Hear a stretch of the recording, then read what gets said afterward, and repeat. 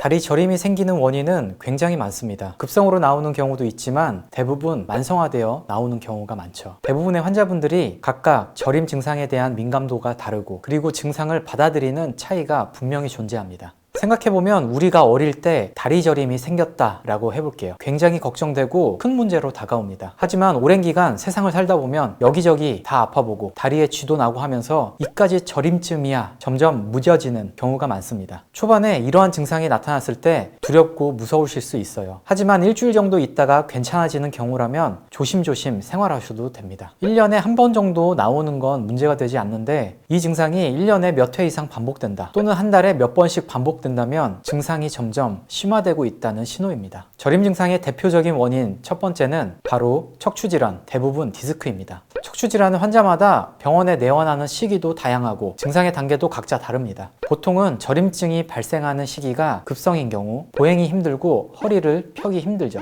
하지만 이런 디스크 환자분들은 보통 다리 저림이 생기기 이전부터 앉아있을 때 허리가 뻐근하거나 일상생활에서 불편감을 느끼는 경우가 꽤 많아요. 다만 뻐근했다 풀리고 또 뻐근해졌다 다시 괜찮아지고 하는 과정에 잘 적응했기 때문에 크게 생각하지 못하셨던 케이스가 많아요. 근데 자세히 물어보면 저림이 있었는데 주물러 주거나 스트레칭하면 풀어지길래 그냥 뒀다 라고 하는 경우도 많습니다. 저림 증상의 강도나 범위가 제각각이지만 혹시라도 다리 저림이 생긴다면 꼭 주의해서 증상을 지켜봐야 합니다. 이제 여러분들도 잘 아시겠지만 디스크, 저림 증상에 맥켄지 운동이 도움이 됩니다. 다른 말로 신전 운동이죠. 자, 여기서 무조건 좋다가 아니라 도움이 된다고 말했죠. 이렇게 말씀드린 이유가 있습니다. 신전 운동을 진행하면서 처음에 통증이 있을 수 있지만 반복하면서 증상이 줄어들어야 맞습니다. 하지만 점점 신전 운동을 할수록 심해진다면 절대 무리해서는 안 됩니다. 근데 환자분 스스로는 이게 좋아지는 과정에서 나오는 통증인지 아닌지 구분이 잘 가지 않기 때문에 주의가 필요한 거죠. 그 이외에도 앉아서 할 수 있는 방법들도 있습니다. 보통 척추질환이 있다고 하실 때는 의자에 몸통을 바로 세우고 양손으로 팔걸이를 잡습니다. 그리고 다리에 힘을 최대한 뺀 상태로 몸을 들어 올려주는 거죠. 이런 식으로요. 이 동작은 디스크의 압박을 풀어주는 견인의 원리입니다. 이렇게 20초 정도 했다가 충분히 쉬시고 5회 정도 반복해 주는 게 좋아요. 단 여기서 어깨나 팔꿈치, 손목이 안 좋은 분들은 너무 무리하게 하시지 않는 게 좋습니다. 그리고 이렇게 양 옆으로 비트는 동작은 하지 않는 게 좋습니다. 허리 쪽의 디스크는 회전에 굉장히 약하거든요. 부담이 더 가고 증상이 심해질 수 있습니다.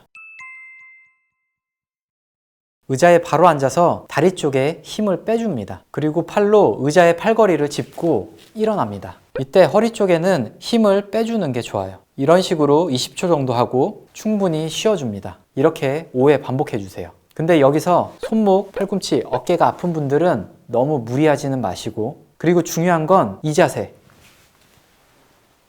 이 상태에서 허리를 비트는 건 피해주세요. 나는 이거 못하겠다 하는 분들은 철봉에 그냥 매달리기 여러 차례 하면서 좋아지는 분들도 계십니다. 다리 저림의 두 번째 원인으로는 MRI나 CT상으로 볼 수 없는 요추, 골반 주변에 염증들이 있습니다. 허리부터 엉덩이, 다리까지 매우 저려서 디스크 수술이나 주사 치료를 받고서도 잘 낫지 않는 분들이 계시죠. 근데 이런 분들이 MRI는 정상이다 라는 말을 들으면 굉장히 답답하죠. 그리고 증상은 계속 있는데 수술은 잘 됐다 등등요. 여기에 대한 내용은 이쪽을 참고해 주세요. 요추나 골반을 싸고 있는 미세 인대들이나 연부 조직들 그리고 근막들이 오랜 기간 손상이 누적되면서 염증들이 쌓입니다. 이런 염증들이 요신경총 혹은 천신경총을 자극하게 되는데요. 이럴 때 통증이나 저림들이 하지 쪽으로 내려가는 거죠. 이런 증상이 나왔다라고 하는 분들은 손상된 전반적인 부위를 꾸준히 치료하는 게 좋습니다. 증상이 생긴 지 6개월에서 1년이 넘어가게 되면 대부분 말초신경염도 같이 생기는데요. 한마디로 회복할 수 있는 능력 자체가 떨어지는 겁니다. 다른 말로 회복 기전이 망가졌다라고 표현하죠. 풀어 말하면 치료를 해도 회복이 일어나지 않는 상태가 되는 거예요. 이런 경우는 회복 반응이 빨리 나오게 하기 위해 한약 치료나 꾸준한 치료가 도움이 됩니다. 그리고 휴식이 굉장히 중요합니다. 막상 이런 증상이 생기면 이제 부랴부랴 운동을 무리하게 많이 하다가 오히려 증상이 심해질 수 있어요. 만약에 치료를 받을 여건이 안 된다면 충분한 단백질 섭취를 해주시고 신경 회복에 좋은 녹용 제품들을 복용하시는 게 좋습니다. 그리고 다리 저림의 세 번째 원인으로는 혈관 문제도 있어요. 많은 분들이 발이 저리고 종아리에 증상이 있다 보면 하지정맥류 시술을 받고 오시는데요. 하지만 저림 증상이 있다고 해서 혈관 질환부터 의심하는 경우는 많지 않습니다. 않습니다. 자세 문제가 오래 지속이 되면 혈관 쪽이 같이 망가지는 경우가 있는데요. 잘못된 체중 부하들이 정맥 쪽에 문제를 일으킬 수 있고, 다른 원인으로는 신경에 문제가 된 경우 혈관 쪽에 이상한 신호를 보내거든요. 그런 경우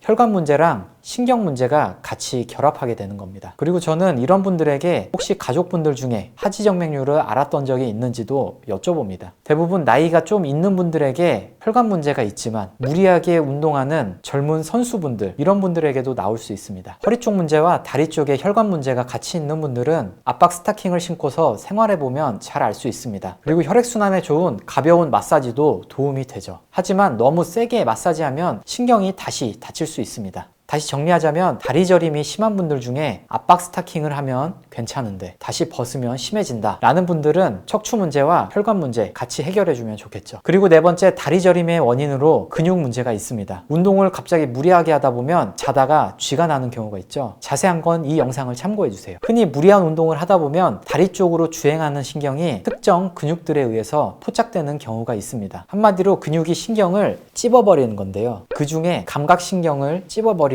이례적으로 저림이 나오게 됩니다. 하지만 보통 일주일 안에 없어지는 게 정상입니다. 쥐가 나거나 저림 증상이 1년에 한두 번 나올까 말까 하는 게 정상인데요. 하지만 1년에 2회 이상이라면 조금은 주의하셔야 되고, 3회 이상이다 라고 하면 기본적으로 척추질환 및 요추 골반 주변의 염증으로 인한 신경 문제가 있다 볼 수 있습니다. 운동신경은 근육의 수축 이완 명령을 내리거든요. 하지만 운동신경, 감각신경이 이제 역할을 잘 못하게 되면 쥐나 근육경련, 저림 등이 나타나게 됩니다. 1년에 3회 이상 반복적으로 증상이 나타난다라는 경우는 척추 질환이 있지는 않은지 MRI로 기본적인 검사는 해보세요. 만약에 MRI상 이상이 없다면 아까 말했던 두 번째 원인, 요추 골반 주변의 만성염증이 원인이 될 수 있습니다. 이런 문제들까지 다 해결해야 쥐나 저림 증상이 나오는 문제를 줄일 수 있어요. 만약에 척추 쪽에 문제가 전혀 없고 혈관 쪽에 문제도 없다, 근육의 원인으로만 그런 증상이 나왔다 라는 경우는 1년에 한두 번 정도, 이런 경우는 스트레칭이나 마사지로 충분히 해결할 수 있습니다. 오늘은 다리 저림을 일으키는 이유에 대해서 알아봤는데요. 혹시 여러분들은 4개 중에 어디에 해당되는지 한번 잘 살펴보세요. 지금까지 페인랩이었습니다.